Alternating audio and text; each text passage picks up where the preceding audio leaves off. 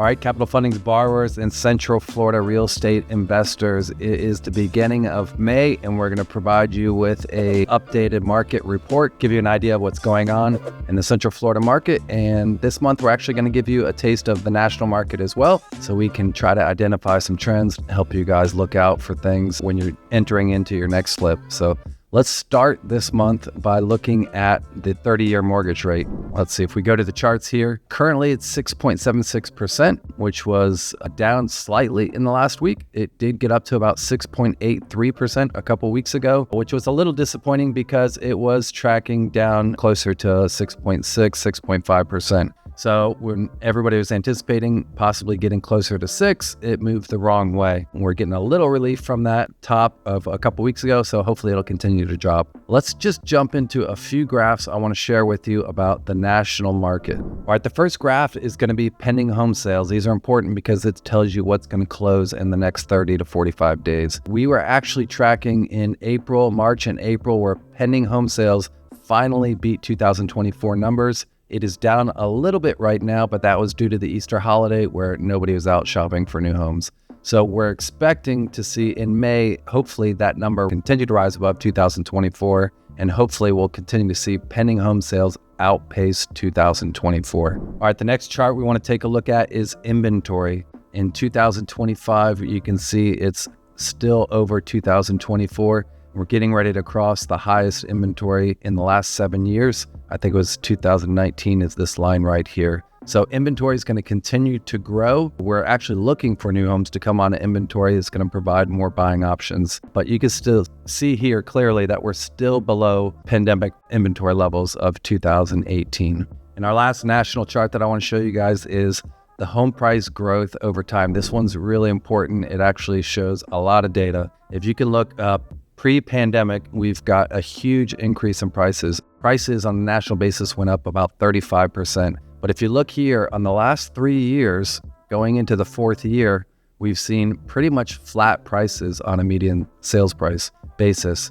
So what does that mean? This 37% increase, actually, if you average it out now with these flat prices for the past 4 years, is going to equate to about a 6% annual increase in median sales price. And that's right in line with 5%. Well, what does that mean? That means that growth has kind of slowed down. As salary and wages have increased, house prices are becoming a little bit more affordable for buyers. So that's a good thing, important to show. All right, so let's jump back to Orlando, Central Florida area. We're going to look at the Orlando Regional Realtor Association area, and we're going to start with pricing trends. Where's that median price in that Central Florida market? And it's about consistent with the national basis. You'll see for single family homes, we're at about a $398 median sales price. That's down 1.7% since March of 2024. Condos, you'll see down 2.6%. Condo market's been getting hit a little harder than single family market.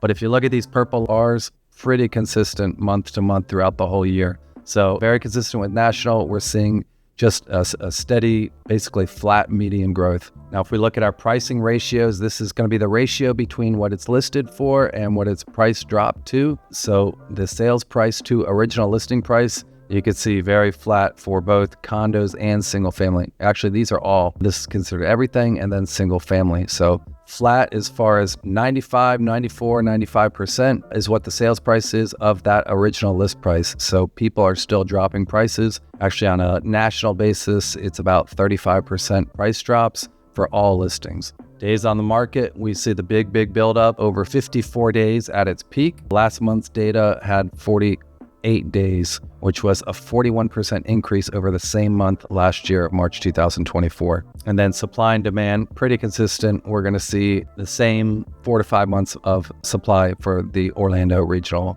Realtor Association market, which is Central Florida and a little bit beyond. So what are the takeaways from the data? Well, there's no major movement. It doesn't point to a big drop in prices. I know there's some headline news out there talking about prices, especially in Florida, but the data doesn't support it. We've had previous drops in the market, 2008, and at other times you see a quick, drastic drop in pricing. We have not seen that yet. And if you look at pending home sales, they're still strong. They're higher than 2024. We're expecting to see that in May as well.